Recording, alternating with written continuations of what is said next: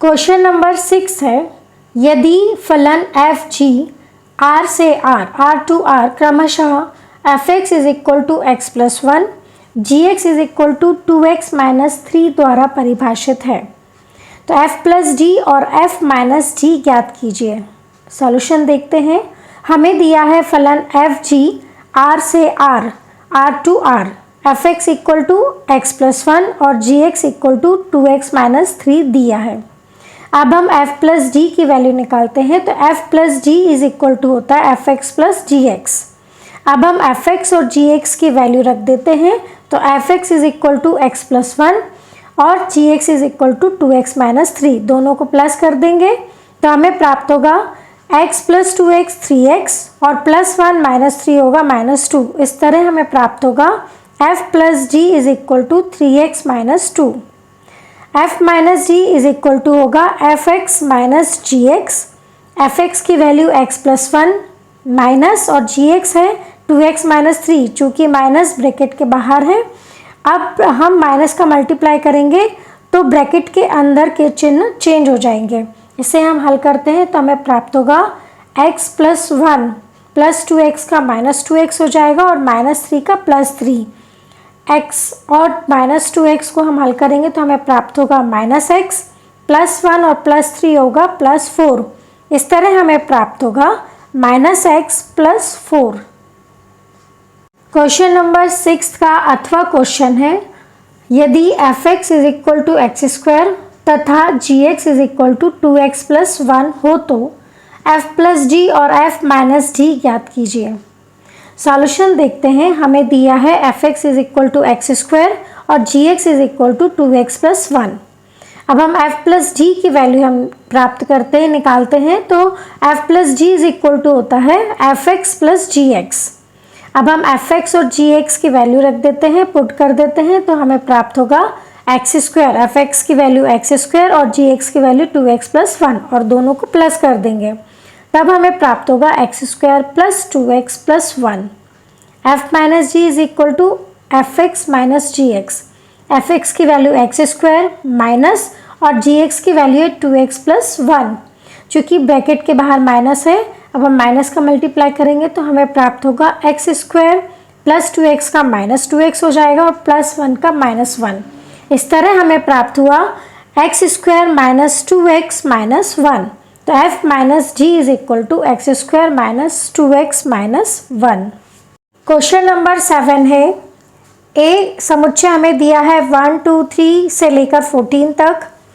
Are x comma y such that 3x minus y is equal to 0 xy belongs to a द्वारा a से a का एक संबंध r लिखिए। इसके प्रांत और परिसर लिखिए। सॉल्यूशन देखते हैं। हमें a समुच्चय दिया हुआ है 1 से लेके 14 तक, 1 2 3 4 टू 14, और हमें r दिया हुआ है r equal x comma y such that 3x minus y is equal to 0 xy belongs to a। अब हम जो हमें दिया है 3x minus Y equal to 0, तो हम इसे लिख सकते हैं 3x is equal to Y. अब हम यहाँ पर 3x x इक्वल टू 1 2 3 हम रखते हैं तो हमें वैल्यू प्राप्त होती है। यदि हम 1 रखते हैं तो 3 प्राप्त होता है, 2 रखते हैं तो 6 और 3 रखेंगे तो 9 और 4 रखेंगे तो 12 प्राप्त होता है। 5 रखते हैं तो हमें 15 प्राप्त होगा। अब हम यहाँ देख रहे हैं कि 15 जो है a का अवयव, समुच्चय a का अवयव नहीं है, अतः हम सिर्फ 4 तक रखेंगे। इस तरह हमें आर संबंध प्राप्त हुआ 1 3 2 6 3 9 और 4 12। इस संबंध को एक डायग्राम द्वारा दिखाया गया है। यहाँ पर हम यहाँ देख रहे हैं कि लेफ्ट वाले ओवल से जिन अवयव से एरो निकलती है उसे हम डोमेन कहेंगे, प्रांत कहेंगे। यहाँ पर प्रांत होगा 1 2 3 4। प्रांत को हम परिभाषित करते हैं संबंध R के क्रमित युग्मों के प्रथम घटकों का समुच्चय संबंध R का प्रांत होता है। तो हमें जो संबंध प्राप्त हुआ है उसके प्रथम क्रमित युग्म के प्रथम घटक हैं 1 2 3 और 4, अतः हमारा प्रांत होगा 1 2 3 4। अब परिसर देखते हैं, परिसर का मान निकालेंगे तो परिसर को हम इस तरह से समझेंगे कि हम जब वैल्यू रखते हैं तो जो हमें रिजल्ट प्राप्त होता है वो हमारा परिसर कहलाता है। हमने यहाँ पर वैल्यू रखी 1, 2, 3 और 4, तो हमें रिजल्ट प्राप्त हुआ 3, 6, 9 और 12। अतः हमारा परिसर होगा 3, 6, 9, 12। हम इसे इस तरह से भी समझ सकते हैं कि राइट वाले ओवल में एरो जिन भी अवयवों पर आई है वो परिसर कहलाएगा। यहाँ पर 3, 6, 9 व 12 पर एरो आई है, अतः परिसर होगा 3, 6, 9, 12। और परिसर को यदि परिभाषित करें तो संबंध R के क्रमित युग्मों के द्वितीय घटकों का समुच्चय संबंध R का परिसर होता है। तो यहाँ पर संबंध R का द्वितीय घटक है 3, 6, 9, 12। अतः हमारा परिसर हुआ 3, 6, 9, 12। क्वेश्चन नंबर 7 का अथवा क्वेश्चन है, यदि A समुच्चय है 1, 2, 3, 4, 6 का, यहाँ पर 5 नहीं है, अवयव हैं उसके, A के अवयव हैं 1, 2, 3, 4 और 6, और R A पर इस तरह परिभाषित है कि A, B such that A B belongs to A, संख्या A संख्या B को यथावत विभाजित करती है, द्वारा परिभाषित एक संबंध है। R को रोस्टर रूप में लिखिए। सॉल्यूशन देखते हैं। A समुच्चय हमें दिया है जिसके अवयव हैं 1, 2, 3, 4, 6। अब हमें R A पर इस तरह परिभाषित किया है कि A, B such that A B belongs to A, संख्या A संख्या B को यथावत विभाजित करती है। अब हम इसे रोस्टर रूप में लिखेंगे, तो संख्या A जो है संख्या B को यथावत विभाजित करती है। इसका मतलब ये है कि हम यदि संख्या A और संख्या B को विभाजित करते हैं, जैसे हम A ले रहे हैं 1 और B ले रहे हैं 1, तो 1/1 हमें शेषफल जो है 0 प्राप्त होगा, अतः जो है 1 और 1 हमें कई क्रमित योग में प्राप्त होगा। अब यदि हम 1 और 2 लेते हैं तो 2/1 भी हमें एक क्रमित योग में प्राप्त होगा और संबंध में, क्योंकि 2/1 यहाँ पर भी शेषफल 0 प्राप्त होगा। यथावत विभाजित करती है का मतलब ये है कि जब भी हम विभाजित करेंगे तो हमें शेषफल 0 प्राप्त होना चाहिए। अतः हमारा संबंध R में क्रमित योग में हमें प्राप्त होते हैं 1, 1, 1, 2, 1, 3, 1, 4, 1, 6, 2, 2, 2, 4, 2, 6, 3, 3, 3, 6, 4, 4, 6, 6। क्वेश्चन नंबर 8 है, 40 डिग्री 20 मिनट को रेडियन माप में बदलिए। सॉल्यूशन देखते हैं। हम जानते हैं कि 180 डिग्री इक्वल टू होता है पाई रेडियन। 40 डिग्री 20 मिनट को हम डिग्री में चेंज करेंगे तो 20 मिनट को हम लिख सकते हैं, जैसे कि हम जानते हैं कि 60 मिनट इक्वल टू 1 डिग्री, तो 20 minute is equal to 20/60 degree. 20/60 होगा 1/3। अब हम 3 का मल्टीप्लाई करेंगे 40 में और हमें प्राप्त होगा 120, और 120 को प्लस करेंगे 1 में तो हमें प्राप्त होगा 121/3 डिग्री। और हम जानते हैं कि रेडियन माप इज इक्वल टू होता है पाई/180 इंटू डिग्री माप। अब हम डिग्री माप की वैल्यू रख देते हैं तो हमें प्राप्त होगा रेडियन माप इज इक्वल टू पाई/180 डिग्री इंटू 121/3 रेडियन। अब हम न्यूमरेटर का न्यूमरेटर में मल्टीप्लाई करेंगे और डिनोमिनेटर का डिनोमिनेटर में मल्टीप्लाई करेंगे, तो इस तरह हमें प्राप्त होगा 121 इंटू पाई/540। 180 का हम 3 में मल्टीप्लाई करेंगे तो हमें 540 प्राप्त होगा। इस तरह हमें प्राप्त हुआ 121 पाई/540 रेडियन। अतः हमारा आंसर है 40 degree 20 minute is equal to 121 पाई/540 रेडियन। क्वेश्चन नंबर 8 का अथवा क्वेश्चन देखते हैं। साइन 15 डिग्री का मान ज्ञात कीजिए। सॉल्यूशन देखते हैं। साइन 15 डिग्री को हम लिख सकते हैं साइन 45 डिग्री माइनस 30 डिग्री। अब यहाँ हम साइन a माइनस बी का फॉर्मूला लगाते हैं, तो sine a minus b is equal to sine a into cos b minus cos a into sine b. हमने यहाँ पर a इक्वल टू 45 डिग्री रखना है और b इक्वल टू 30 डिग्री रखना है।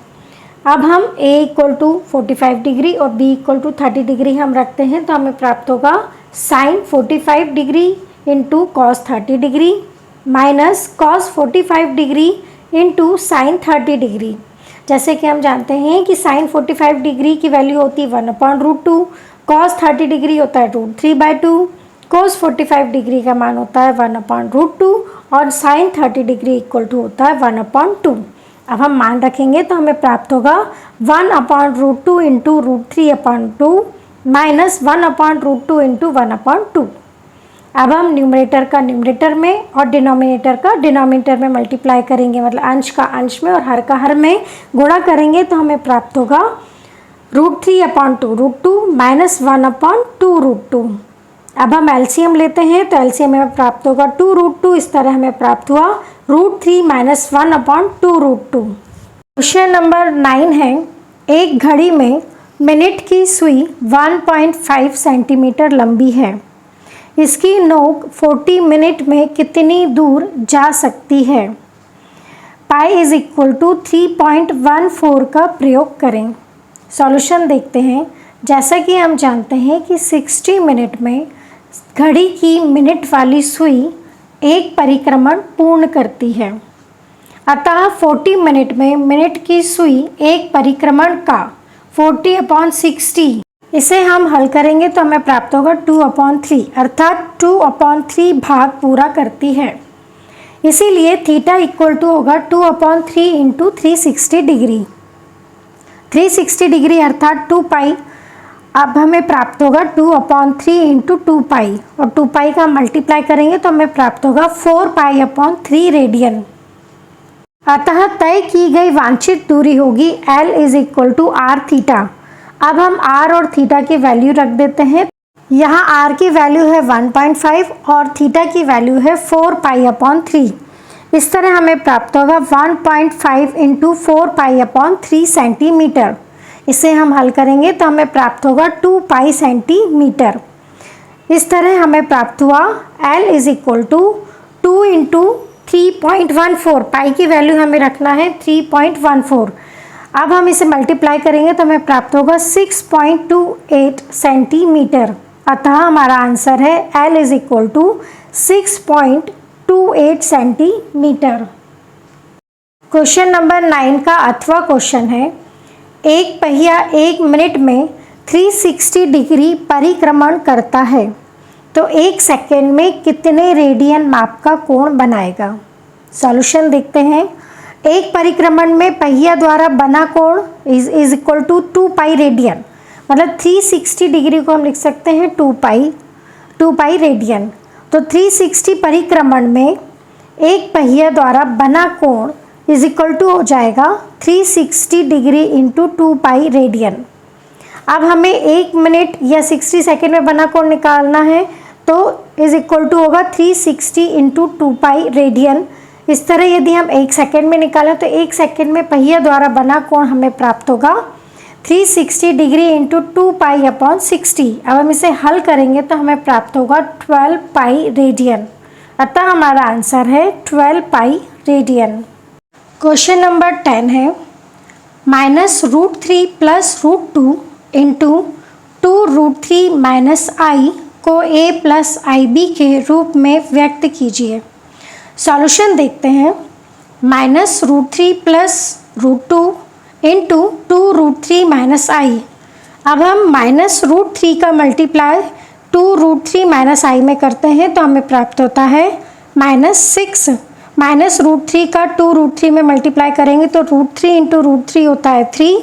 इस तरह हमें प्राप्त हुआ -2 इंटू 3 और -2 इंटू 3 होगा -6 और -√3 का मल्टीप्लाई करेंगे -i में तो हमें प्राप्त होगा +√3i।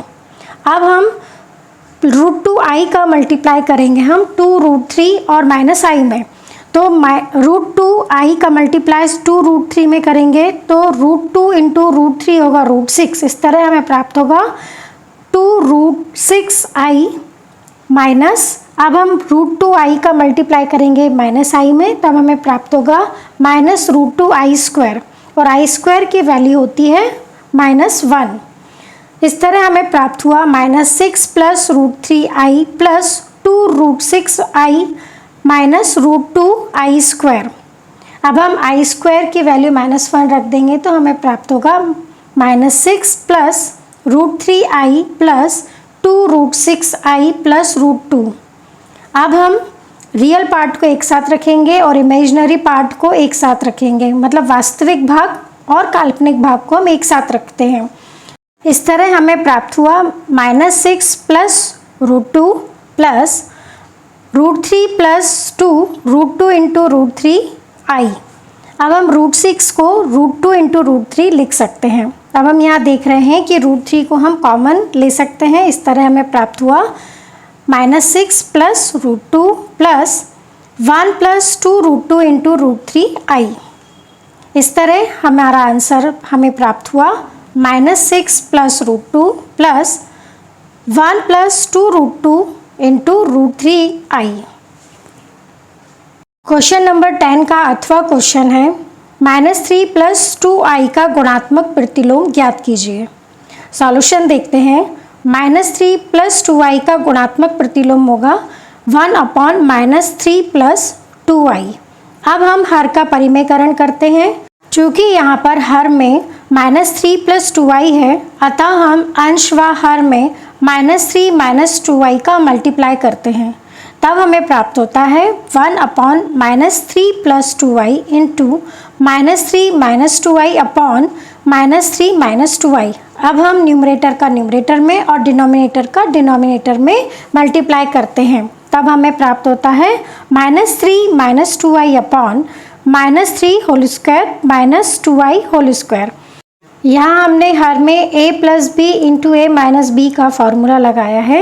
a plus b into a minus b is equal to a square minus b square. अब हम हल करेंगे तो -3 का स्क्वायर होगा 9 और 2i का स्क्वायर होगा 4i स्क्वायर, और i स्क्वायर की वैल्यू होती है -1, तो -4 इंटू -1 इक्वल टू +4। इस तरह हमें प्राप्त हुआ -3 माइनस 2i अपॉन 9 प्लस 4, और 9 प्लस 4 होता है 13।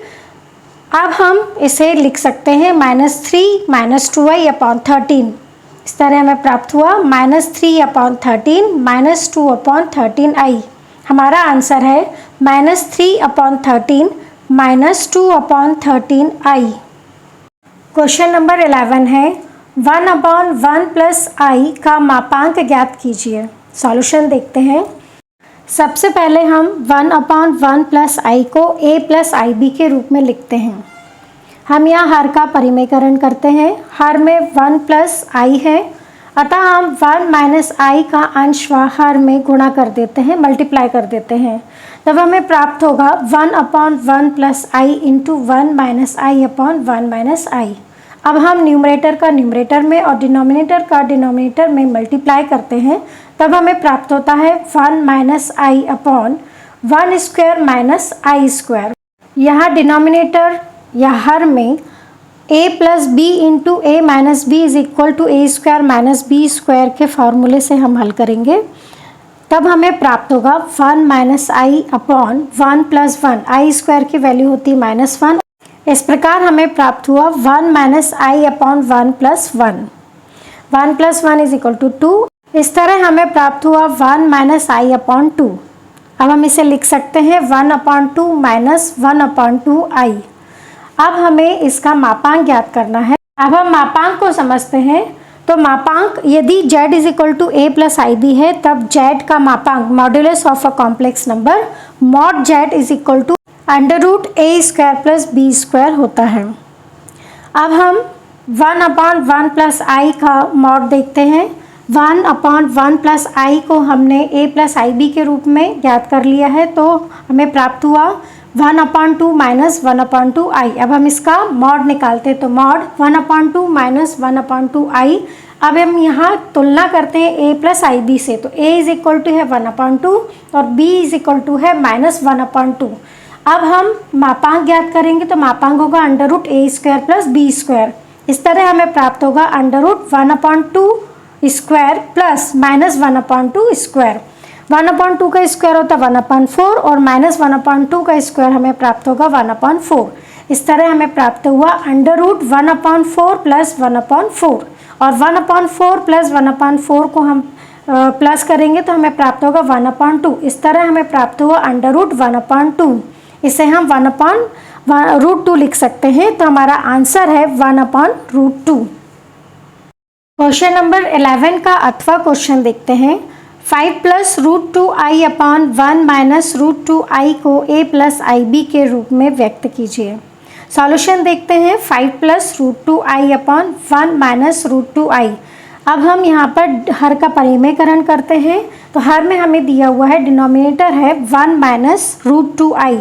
अब हम 1 + √2i का मल्टीप्लाई अंश व हर, न्यूमरेटर डिनोमिनेटर दोनों में हम मल्टीप्लाई कर देंगे, तब हमें प्राप्त होगा 5 + √2i/1 - √2i into 1 + √2i/1 + √2i। अब हम न्यूमरेटर का न्यूमरेटर में और डिनोमिनेटर का डिनोमिनेटर में मल्टीप्लाई करते हैं, तब हमें प्राप्त होगा। अब हम अंश का अंश में हर गुणा करते हैं तो हमें प्राप्त होगा 5 का मल्टीप्लाई करेंगे हम 1 + √2i में, तो 5 का मल्टीप्लाई 1 में तो हमें प्राप्त हुआ 5, और 5 का मल्टीप्लाई हम करेंगे √2i में तो हमें प्राप्त हुआ 5 √2i। इस तरह हमें प्राप्त हुआ 5 + 5 √2i।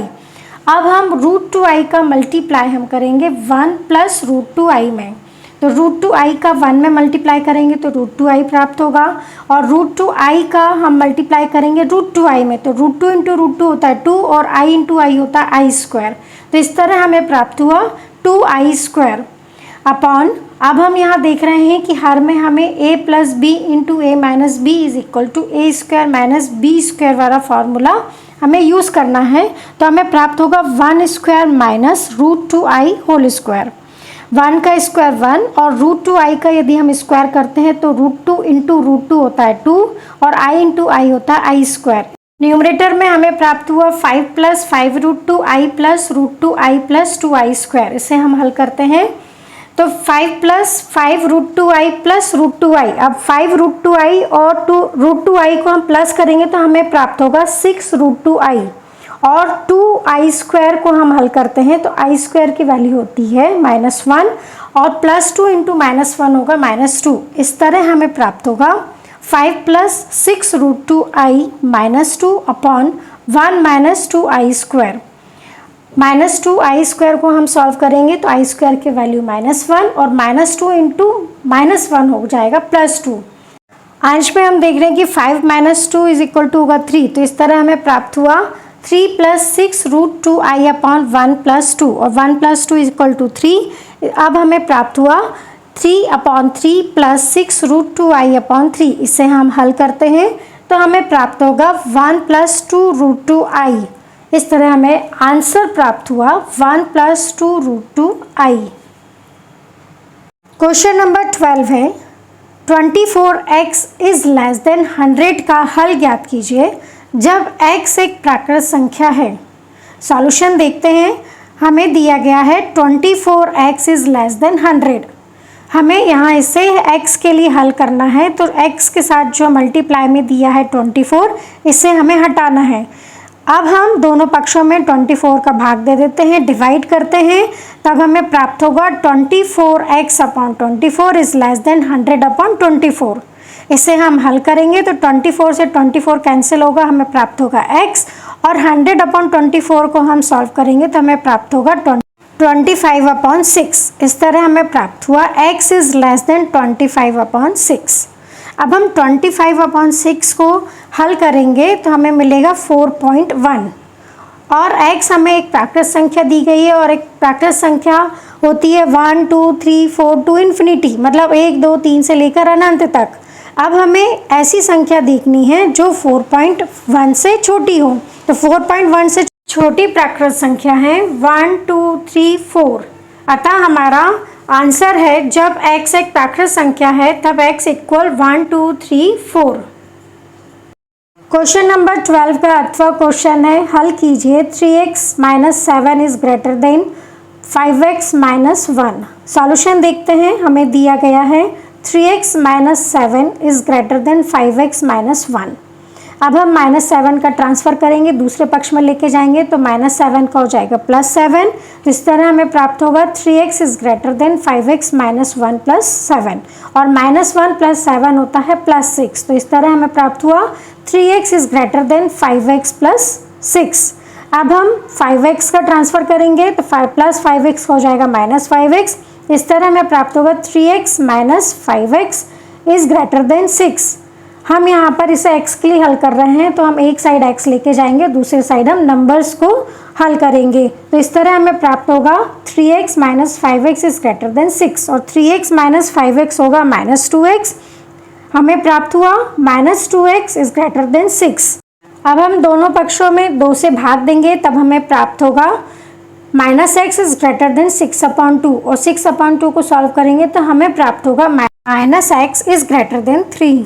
अब हम माइनस का मल्टीप्लाई दोनों पक्षों में करेंगे, तब हमें प्राप्त होगा x इज़ लेस देन -3। जो ग्रेटर का साइन है वो लेस देन बन जाता है। जब भी हम असमीका में माइनस का मल्टीप्लाई करते हैं तब असमीका का चिन्ह चेंज हो जाता है। अतः असमीका का हमें हल समुच्चय प्राप्त होगा। अब हम यहाँ देख रहे हैं कि x जो है -3 से छोटा है, तो -3 से छोटे कौन कौन से हो जाएंगे, -4 -5 टू −∞ तक जाएगा।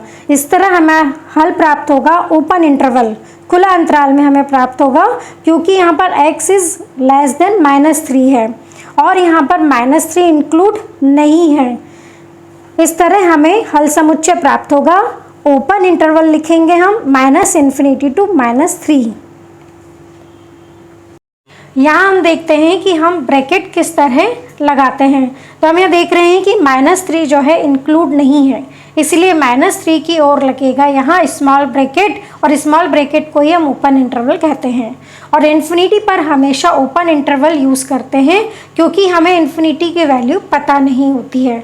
अतः हमारा हल समुच्चय है open interval -∞ to -3। Question number 13 है, हल कीजिए x + x/2 + x/3 is less than 11। Solution देखते हैं। हमें दिया है x + x/2 + x/3 is less than 11। हम यहाँ 2 और 3 का एलसीएम लेते हैं तो 6 आता है, और हम इसे हल करेंगे तो हमें प्राप्त होगा 6x + 3x + 2x/6 is less than 11। 6x + 3x + 2x is equal to 11x। अतः अब हमें प्राप्त हुआ 11x/6 इज़ लेस देन 11। अब 11/6 को हम दूसरे साइड में लेके जाएंगे, पक्षांतरण करेंगे तो हमें प्राप्त होगा x इज़ लेस देन 11 × 6/11। जो 11 मल्टीप्लाई में है वो दूसरे साइड में जाकर डिवाइड में हो जाएगा, और डिवाइड में जो 6 है वो दूसरे पक्ष में जाकर मल्टीप्लाई में हो जाएगा। अब हम इसे हल करेंगे तो 11 से 11 कैंसिल। इस तरह हमें प्राप्त हुआ x इज़ लेस देन 6। अतः असमीका का हल समुच्चय है, ओपन इंटरवल में लिखेंगे हम इसे -∞ टू 6। अब हम इसे कैसे लिखेंगे इसे देखते हैं। हमें दिया है x इज़ लेस देन 6। जब हमने इसे हल किया तब हमें प्राप्त हुआ x इज़ लेस देन 6, मतलब x जो है 6 से छोटा है। तो x जो है 6 से छोटा है, तब कौन कौन से हमारे हल मिलेंगे हमें, तो 5 4 3 2 1 2 -∞ हमें प्राप्त होगा। हम यहाँ ब्रैकेट लगाना सीखते हैं कि हम इसे हम किस तरह से लिखेंगे। तो 6 जो है इसमें इंक्लूड नहीं है, x इज़ लेस देन 6 है, तब 6 की ओर लगेगा यहाँ पर स्मॉल ब्रैकेट, और स्मॉल ब्रैकेट को ही हम ओपन इंटरवल कहते हैं। और -∞ की तरफ हमेशा ओपन इंटरवल यूज़ करते हैं। जब भी इन्फिनिटी की बात होगी तब हम वहाँ ओपन इंटरवल यूज़ करेंगे, क्योंकि हमें इन्फिनिटी की वैल्यू पता नहीं है। इस तरह हमें प्राप्त हुआ ओपन इंटरवल -∞ टू 6, जिसमें 6 इंक्लूड नहीं है। क्वेश्चन नंबर 13 का अथवा क्वेश्चन देखते हैं। हल कीजिए 5 - 2x/3 इज़ लेस देन और इक्वल x/6 - 5। सॉल्यूशन देखते हैं। हमें दिया है 5 - 2x/3 इज़ लेस देन और इक्वल x/6 - 5। x/6 - 5 में हम यहाँ पर एलसीएम लेते हैं तो एलसीएम हमें प्राप्त होगा 6। इस तरह हमें प्राप्त हुआ 5 - 2x/3 इज़ लेस देन और इक्वल x - 30/6। अब हम यहाँ देख रहे हैं कि 3 और 6 का एलसीएम हम देखते हैं तो हमें मिलता है 6। इस तरह हम 6 का जो है मल्टीप्लाई दोनों पक्षों में करते हैं तो हमें प्राप्त होगा 10 minus 4x is less than और इक्वल x माइनस 30। यहाँ पर हम 6/3 से सॉल्व करेंगे तो हमें 2 प्राप्त होगा और 2 का मल्टीप्लाई हम करेंगे 5 माइनस 2x में। इस तरह हमें प्राप्त हुआ 10 minus 4x is less than और इक्वल x माइनस 30। अब हम प्लस x का ट्रांसफ़र करेंगे तो हमें प्राप्त होगा माइनस x, और जब हम प्लस 10 का ट्रांसफ़र करेंगे तो हमें प्राप्त होगा माइनस 10। इस तरह हमें प्राप्त हुआ minus 4x minus x is less than और equal minus 30 minus 10। Minus 4x minus x होगा माइनस 5x और माइनस 30 माइनस 10 होगा माइनस 40। इस तरह हमें प्राप्त हुआ minus 5x is less than और इक्वल माइनस 40। अब हम माइनस का मल्टीप्लाई कर देते हैं दोनों पक्ष में, तब हमें प्राप्त होगा 5x इज़ ग्रेटर देन और इक्वल 40। जब हम माइनस का मल्टीप्लाई करते हैं दोनों पक्षों में तब असमीका का चिन्ह चेंज हो जाता है। यहाँ पर लेस देन और इक्वल था तो अब ग्रेटर देन और इक्वल हो जाएगा। अब हम 5 से डिवाइड करेंगे तब हमें प्राप्त होगा x इज़ ग्रेटर देन और इक्वल 40/5, और 40/5 को हम सॉल्व करेंगे तो हमें प्राप्त होगा 8। इस तरह हमें प्राप्त हुआ x इज़ ग्रेटर देन और इक्वल 8। चूँकि हमें यहाँ प्राप्त हुआ है x इज़ ग्रेटर देन और इक्वल 8, यहाँ पर 8 भी इंक्लूड है क्योंकि यहाँ पर इक्वल का साइन है। इस तरह हम 8 को इंक्लूड करते हुए लिखेंगे 8, 9, 10 टू इन्फिनिटी। अतः इस असमीका के हल हमें प्राप्त होंगे 8 टू इन्फिनिटी। अब हम यहाँ पर इंटरवल किस तरह यूज़ करेंगे, तो यहाँ पर 8 जो है इंक्लूड है, अतः 8 की ओर हम लगाएंगे capital bracket means close bracket, क्योंकि यहाँ पर 8 को इंक्लूड किया गया है। और इन्फिनिटी पर हमेशा ओपन इंटरवल यूज़ करते हैं क्योंकि हमें इन्फिनिटी की वैल्यू पता नहीं है। क्वेश्चन नंबर 14 है, भिन्न भिन्न रंगों के दिए हुए 4 झंडों से कितने भिन्न भिन्न संकेत उत्पन्न किए जा सकते हैं यदि एक संकेत के लिए एक दूसरे के नीचे 2 झंडों की आवश्यकता पड़ती है। सॉल्यूशन देखते हैं। हम यहाँ पर चित्र के द्वारा समझ सकते हैं कि ऊपर के रिक्त स्थान को, जैसे हमें यहाँ पर सबसे ऊपर का रिक्त स्थान हमें भरना है तो हमें 4 झंडों में से किसी एक द्वारा 4 विभिन्न तरीकों से भरा जा सकता है। मतलब ऊपर के लिए हमारे पास 4 झंडे उपलब्ध हैं और उन 4 झंडों में से हम भिन्न भिन्न तरीकों से भरा जा सकता है उसे।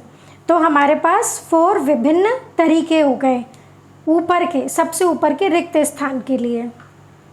इसके बाद हम नीचे के रिक्त स्थान को देखते हैं। तो नीचे के रिक्त स्थान को शेष, अब हमारे पास 3 झंडे बचे हुए, तो 3 झंडों में से किसी एक के द्वारा 3 विभिन्न तरीकों से भरा जा सकता है।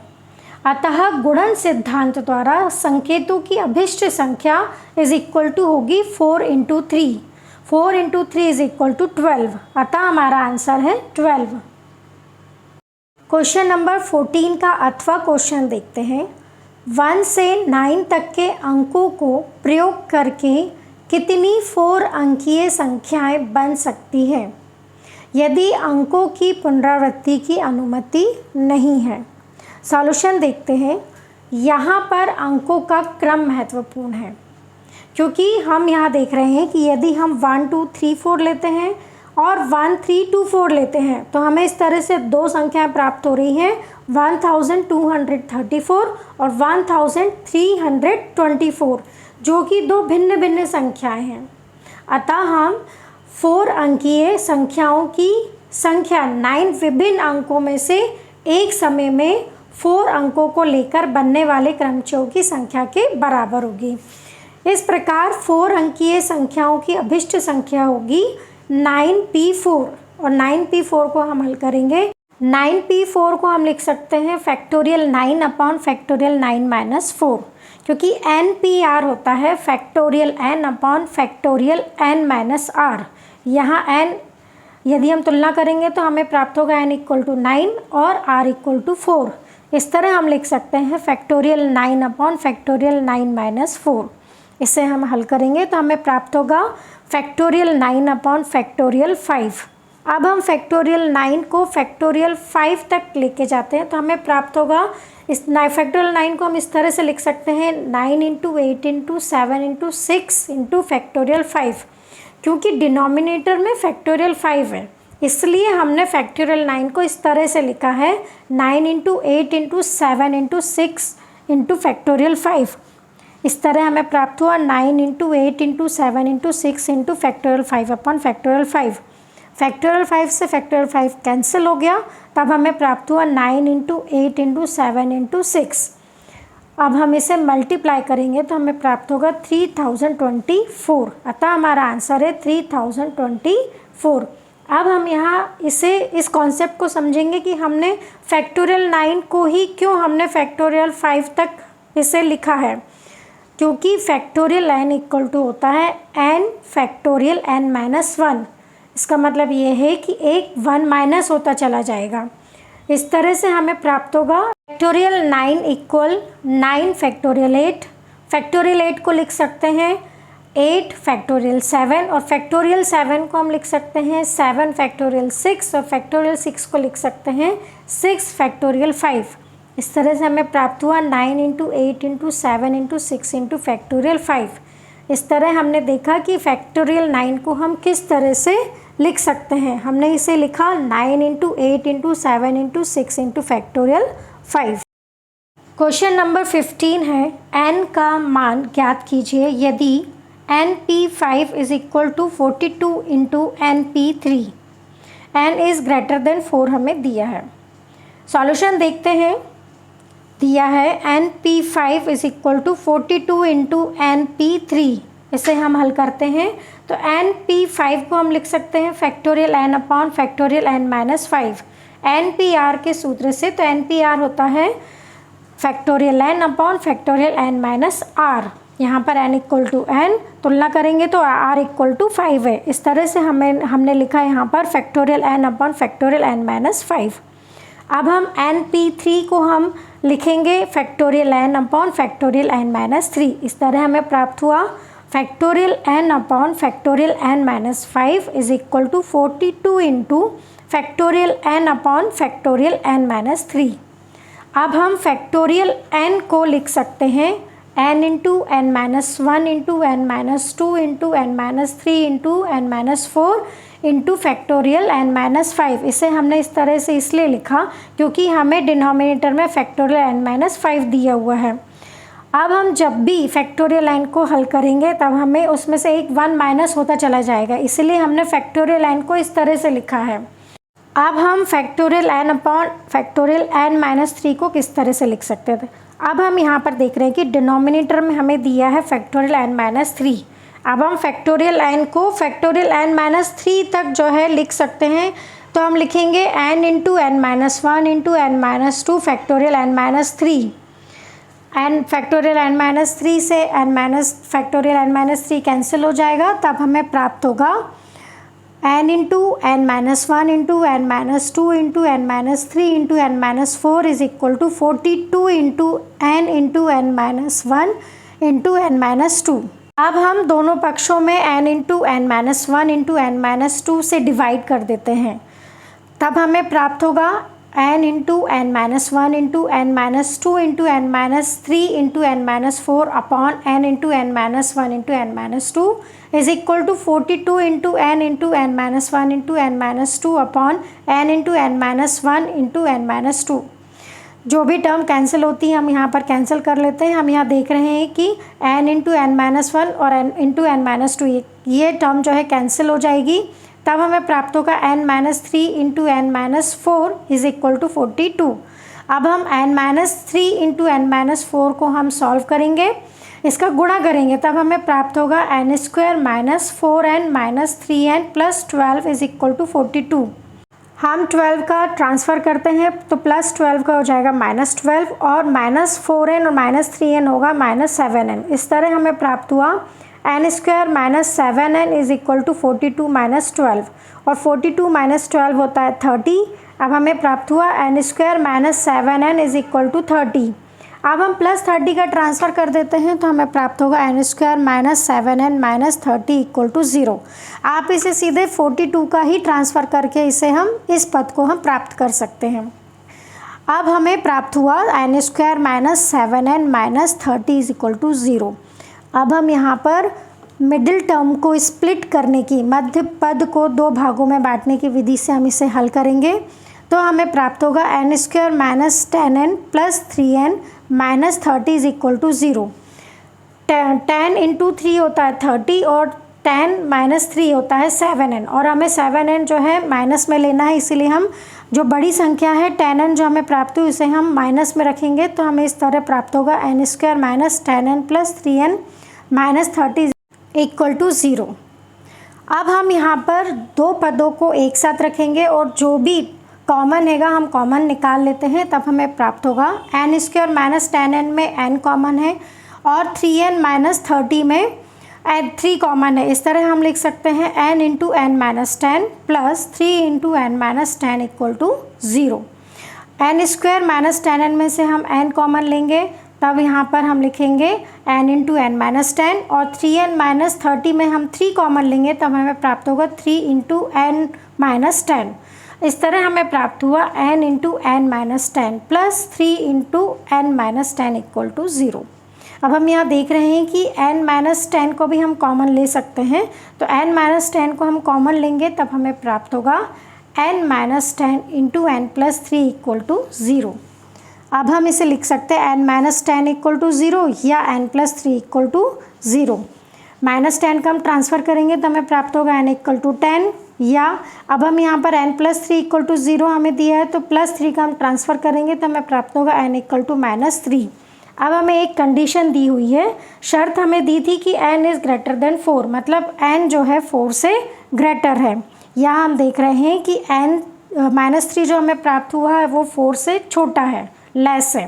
अब हम n इक्वल टू 10 लेंगे क्योंकि यहाँ पर 4 से ग्रेटर की बात हो रही है, तो n इक्वल टू 10 लेने पर, क्योंकि 10 4 से बड़ा है, अतः हमारा आंसर है n equal to 10। Question number 15 का अथवा क्वेश्चन है, किसी वृत्त पर स्थित 21 बिंदुओं से होकर जाने वाली कितनी जीवाएं खींची जा सकती है। सॉल्यूशन देखते हैं। सबसे पहले हम देखते हैं कि जीवा हम किसे कहते हैं। तो वृत्त पर स्थित किन्हीं दो बिंदुओं को मिलाने वाले रेखाखंड को वृत्त की जीवा कहते हैं। इस तरह हम देखते हैं कि 21 बिंदुओं में से कोई भी 2 बिंदु, मतलब कि कोई भी 2 बिंदुओं को मिलाएंगे तब हमें एक जीवा प्राप्त होती है। अतः जीवाओं की संख्या होगी 21C2 और इसे हम हल करेंगे। NCR होता है factorial n upon factorial r into factorial n minus r।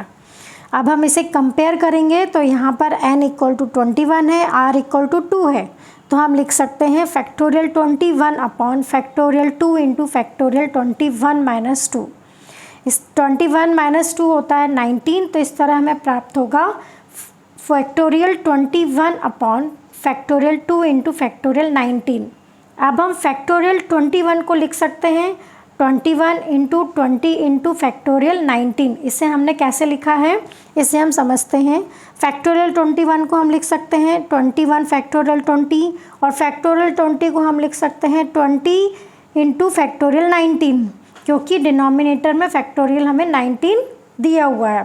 Factorial 19 हमें प्राप्त हुआ है। इस तरह हम इसे फैक्टोरियल 21 को लिख सकते हैं 21 into 20 into factorial 19 upon 2 into factorial 19। Factorial 19 से फैक्टोरियल 19 कैंसिल कर देते हैं और 2 के टेबल में 20 आता है 10 टाइम, तो हम इसे हल कर सकते हैं। तो हमें प्राप्त होगा 21 इंटू 10।